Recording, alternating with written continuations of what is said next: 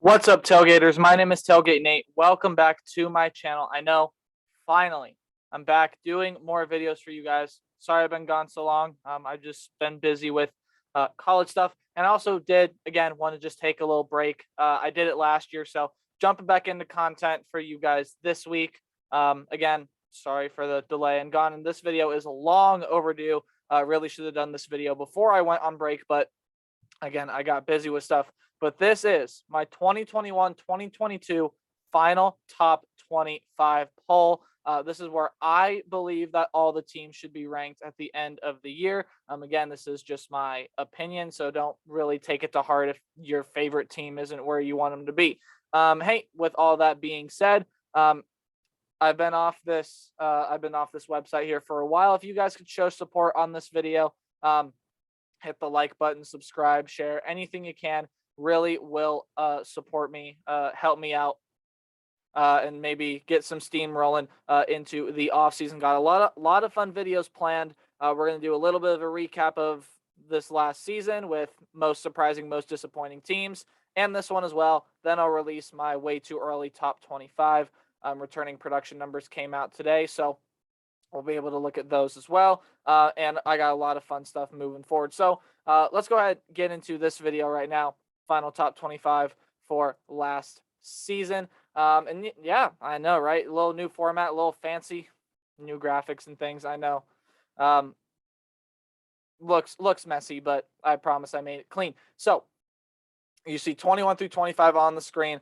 Dropped out of the poll, if you remember, all the way back when I did a top 25 poll before bowl games even started. I had UTSA in there. They have since dropped out, but they are up in line now. I'm not going to limit myself to a certain number of schools in here. It'll likely be around 5, 6, maybe 7, sometimes 4 if there's not enough. But these 5 teams right here, I feel like we're this close to cracking the top 25 poll. Those are, of course, UTSA, Wisconsin, Minnesota, Purdue, trio of Big Ten teams, and then Utah State, who was a real big surprise this year. We'll talk about that more in my top 10 most surprising teams of 2021-2022. Let's go and get into the top 25 here. At number 25, they dropped 2 spots from last week, and or I guess not last week, but they dropped 2 spots from my last poll before the bowl game started. They didn't play in a bowl game, of course. They didn't play. They were going to slay. They were going to play Wake Forest. That was who they were scheduled to play, but of course, due to COVID concerns, they dropped out. So Rutgers filled in. And I can't drop Texas A&M out of the top 25 poll. If I had room for 26, trust me, Utah State would be that 26 team. And I know the AP poll had them finishing in there as well. But I just think Texas A&M with that win over Bama. I know they had some shaky performances this year, but it was also with Zach Calzada at the helm.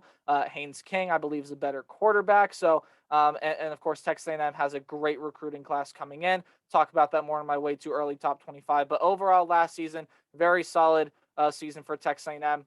I think they're the 25th best team in the country from last year. 24th is San Diego State. They were not rated in my last poll. Finished the season out 12-2 with, in my opinion, a surprising win against UTSA in their bowl game. So they are going to finish in the top 25 here. Iowa finished 10-4. Of course, lost to Kentucky in the Citrus Bowl, and then a loss in the Big Ten championship game as well. That's how they finished out their season. So not a great finish for Iowa, but overall, when you look at just the regular season, not including the Big Ten championship game and the Citrus Bowl, again, opt-outs and everything are a thing. But when you look at this Iowa team overall, very good performance.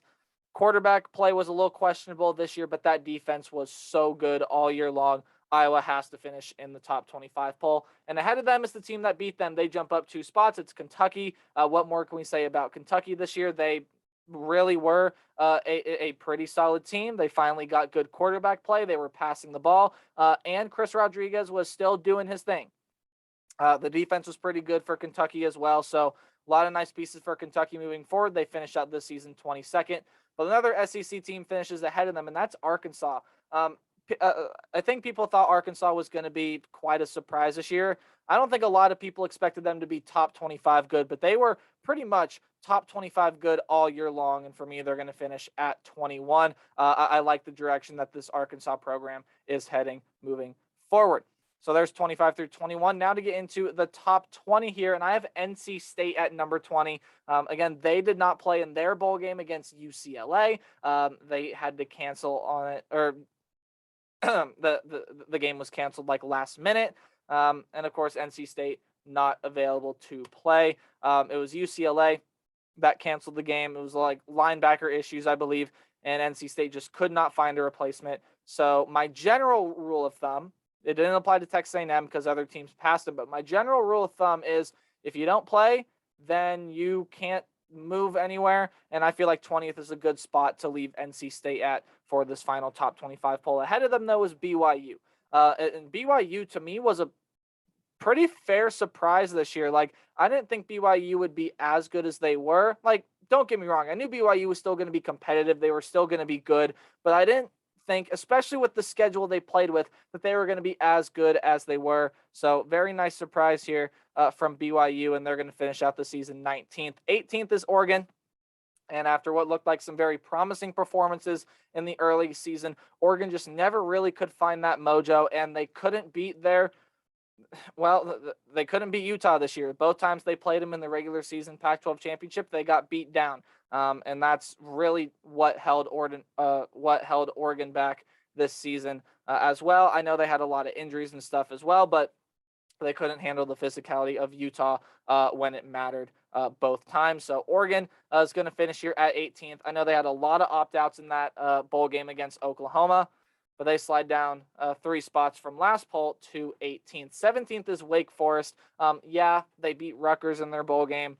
Not really much of a point for me to move them up much farther than I have them now. But overall for Wake Forest, this was a really, really surprising team. Sam Hartman can be a Heisman contender moving forward. They had a lot of good wide receivers this year when you think about Jaquari Roberson and A.T. Perry. Even with Kenneth Walker transferring to Michigan State, their running game was still able to find some life. The only thing about Wake Forest that wasn't that great was that defense this year. And if that defense could have been better, who knows what they could have done. But a very, very successful season a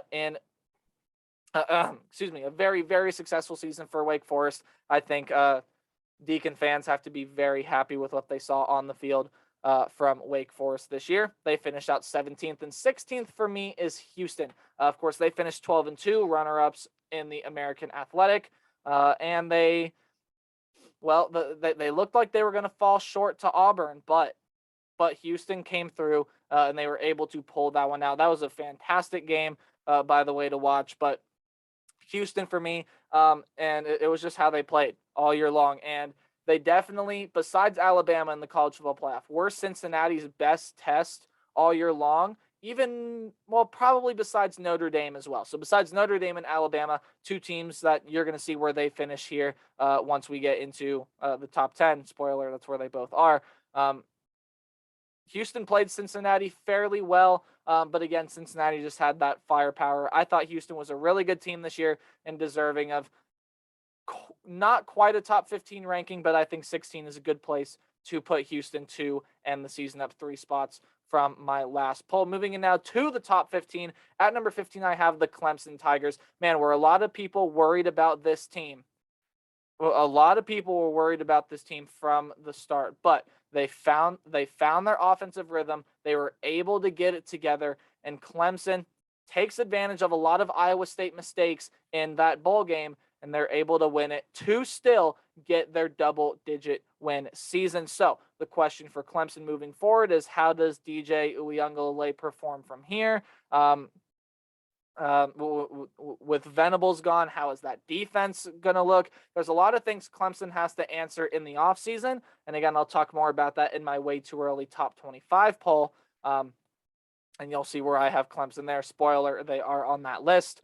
But for Clemson this year, they just couldn't really get it going. But as the season went along, they definitely did get better. I know Clemson was dealing with some injuries this year as well. Definitely not up to anyone's expectation of what Clemson has been in the past.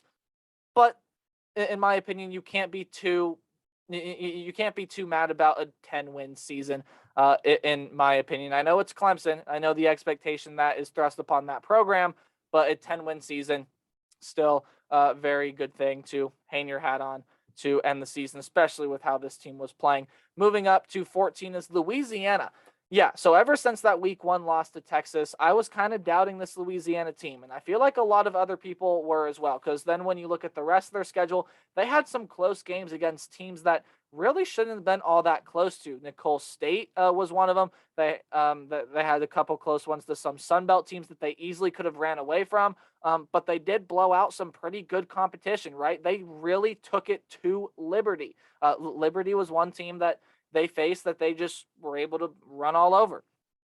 So for Louisiana moving forward, not a lot of returning production coming back. So, and of course, Billy Napier, the head coach, moving on to Florida.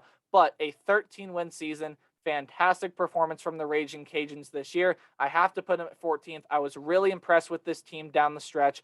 They definitely started to play their best football when it mattered most. And that's how they ended up with a 13-1 record. Of course, that one blemish to Texas, which doesn't look that great. Probably a game they also could have won if they could have kept pace.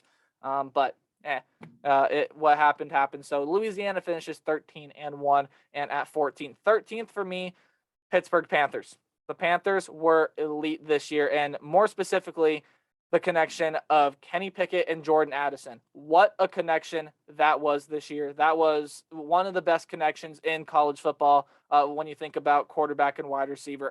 I could sit here all day and list them off, but as far as Pittsburgh goes, look, Kenny Pickett, a Heisman finalist.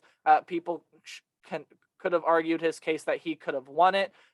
When you look at Jordan Addison, of course, he's the Biletnikoff winner, and he's also coming back. Of course, Kenny Pickett's gone to the NFL draft, but just looking back on what this Pittsburgh team did, yes, they do move down one spot from my last poll, but again, I didn't penalize them too much for that loss to Michigan State. Definitely a game they could have won, but Kenny Pickett decided not to play, and then their second stringer got hurt their first drive. So, not really a whole lot of things that Pitt can work, but again, injuries are part of the game. You have to take that into consideration. All in all, Pitt had a fantastic season. ACC champs. I think anyone in the state of Pittsburgh will be happy with that. Oklahoma is here at number 12. They finished out the season 11-2. Okay, so Oklahoma again was kind of a letdown this year, right? Especially with the expectation going in.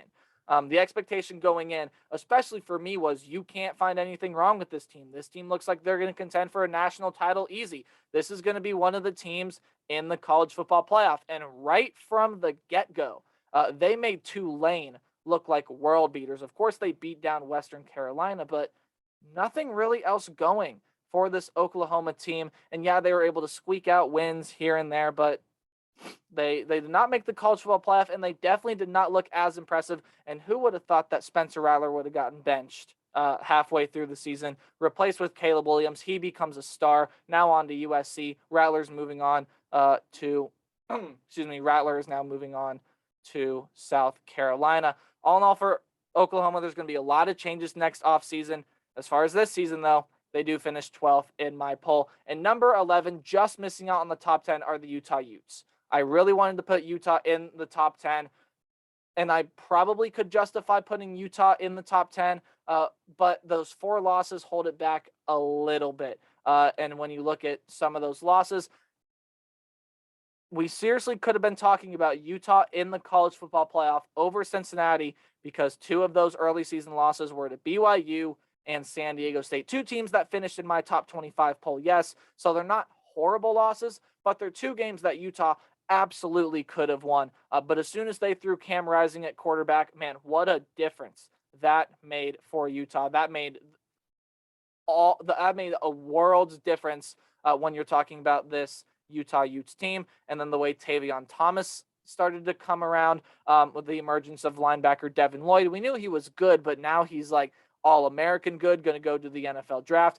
Utah's got a lot of pieces to fill in place, but as far as this season, again, those early season losses, they do hurt, but they did take a trip to their first ever Rose Bowl this year, and you can't be mad about that with a program like Utah. You're not going to expect to contend for a national title every year at Utah, but they've set a pretty high bar moving forward in the next year. They finish out this season with a record of 10-4, Pac-12 champs, and number 11 on my poll. Moving in now to the top 10, I have Ole Miss finishing here at number 10. Of course, Matt Corral deciding to play, and then he ends up getting hurt in that game against Baylor in the Sugar Bowl. But hey, this Ole Miss team was fantastic all year long. Their offense was their offense was easily one of the best in the country, led by, of course, Matt Corral, who also could have contended for a Heisman Trophy this year. Had some fantastic numbers. And their first 10-win season in program history, thanks to Lane Kiffin. And again, Ole Miss and Utah, it was really, really close for me because I know Utah has that conference championship that moves it up there. But again, it's that fourth loss, right? So that third loss, you're coming on. The offense just did not look the same without Matt Corral at quarterback for Ole Miss. And that did, sort of change where I was going to put him here on this list. But for me, this is a very good season for Ole Miss. Definitely their best in program history. And they deserve a top 10 finish, and that's what I gave them. Number 9 here is Notre Dame, who, again, looked like someone that, if things went the right way, they could have snuck into the college football playoff. Of course, didn't happen that way, and they were getting a date in the Fiesta Bowl with Oklahoma State, which, of course, they lost that game. It was Marcus Freeman's first game as a head coach. Notre Dame finished up the season 11-2. Of course, the only losses were to Oklahoma State. In the Fiesta Bowl, you see them on screen there as well. And, of course, to Cincinnati, a team that made the college football playoff. So definitely not a bad season for Notre Dame at all. There are a lot of questions that need to be answered at Notre Dame coming into next season. But, again, we'll talk more about those at a later date. For right now, just looking back at last season, Notre Dame finishes number 9. Probably one of the biggest surprises of the year, and that was the Michigan State Spartans. What a turnaround Mel Tucker made for this team. They finished out 11-2 on the season with a New Year's 6 bowl game win, and in my opinion, get to finish here at number 8 in the polls. They were, before Michigan got into the college football playoff, they were Michigan's lone loss. Of course, Michigan State beating Michigan. I know some controversial calls there, but again, whatever happened this season. Michigan State definitely was underrating this. I definitely was underrating this team in the preseason. I had no expectations for this team coming in, and now Mel Tucker has set the bar pretty high at a program like Michigan State, where they're used to these kind of seasons. Now he's set the bar high. He's got some transfers coming in as well. Again, we'll talk about those at a later date. But Michigan State and Mel Tucker setting the bar high. We'll see what they can do next season, but a fantastic 2021 campaign. They finish here at number 8. Number 7 here is Oklahoma State. They finish out 12-2, and they were that far away from going to, they were that close to possibly going to the college football playoff. Yes, I know they were that close. So for a team like Oklahoma State, look, you had a fantastic season last year, led by one of the best defenses in the nation. And, of course, the defensive coordinator now, Jim Knowles, taking that job at the team that is ranked above them at Ohio State. So, again, a lot of things going to be answered for Oklahoma State. The one thing about Oklahoma State this year that I think really prevented them from being an actual, threat to the college football playoff and possibly could have won that game against Baylor. Not saying Spencer Sanders Spencer Sanders did not have a great season, right? He loved turning the ball over. He loved giving it to the opposing team. But that defense for Oklahoma State stepped up, and they played fantastic complementary football to that offense. And how about the performance of Jalen Warren this year and Tay Martin for Oklahoma State once Spencer Sanders could really get it going? Definitely deserving of a top 10 finish. A comeback win in the Fiesta Bowl puts them here at number 7. And number 6, I have Ohio State. Now, I know what people are going to say. This was a disappointing season for Ohio State. It's Ohio State. How do you not make the college football playoff and you let Michigan beat you? This was a very young Ohio State team that was inexperienced on defense and even inexperienced in a lot of ways on the offensive side of the ball as well, except for that wide receiver position. Again, they had a young freshman quarterback who hadn't thrown a pass coming in to this game, and his growth throughout the year in CJ Stroud was incredible. Turned himself into a Heisman contender. was by far one of the best quarterbacks in the nation, and will be coming into next year as well. Of course, the wide receiver core, they'll lose Wilson, they'll lose Olave, but what they brought to this Ohio State team this year was fantastic.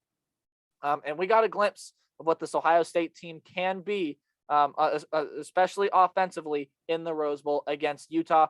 Yes, I know some people are going to look at it like a disappointing season, but in my opinion, and again, I am an Ohio State fan, probably one of the biggest you will ever meet.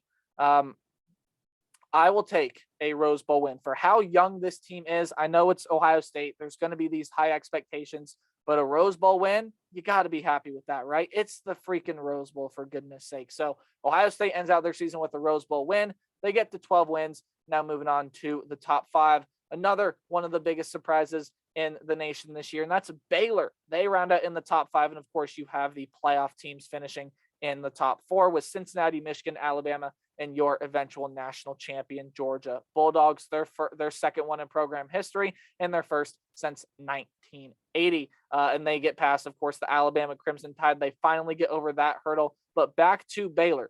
Baylor was one of the teams this year that, again, no one really had any expectation for. They were coming off a 2-win season. We'll kind of see what Baylor does, and they killed it. They absolutely killed it this year. They were fantastic on both sides of the ball. Their running game was going really well. The analytical community absolutely loved this team. Baylor was a very, very, very nice surprise in 2021 here. And we'll see how far they can go next year in 2022, 2023. And then, of course, you have your playoff team. Cincinnati, the first group of 5 team to ever crack the playoff line there. And, of course, their lone loss came to eventual runner-ups Alabama. Can't feel too bad about that. Cincinnati, what an incredible season. We'll have to see if this kind of success can continue down the road. Of course, Desmond Ridder is gone, but this was a historical season for Cincinnati and everyone in the state of Ohio. Even if you're not a Bearcats fan, should be proud of this team. Michigan, also a team coming into the season with really no expectations at all either. Again, coming off of 2 wins, everyone was just kind of talking about, okay, let's see if Jim Harbaugh can save his job.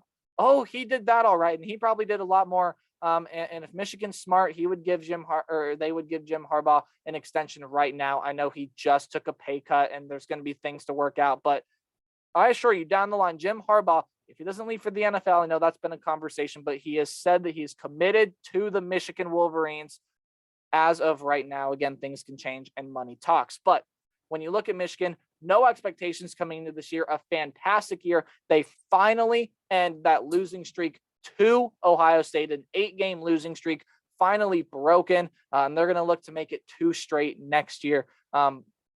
We'll see what Michigan can do next year, but a great season for them. Their first ever trip to the college football playoff, and short, of course, the loss to Georgia. And what can you say about the top 2 teams? They were clearly the best 2 teams all year long, and we got a thriller in the national championship game, but it was Keely Ringo that sealed it. The pick 6 giving Georgia their first national championship since 1980, their second in program history. I know I already said that. So there you go. There is my top 25 to round up the season. I know it is long overdue, but I have been busy. And again, I took my little break from YouTube just to kind of like relax and get everything figured out in my life and things like that. So content will be coming out. My next couple of videos I plan to do are top 10 most surprising, most disappointing teams of this year. And those lists are going to shock you. I've been working on those, and there are some shockers on this list that you might not agree with, but again, it is my opinion. It is what I think. And this was my opinion on my top 25. Let me know what you guys think in the comment section below. You can also leave a like,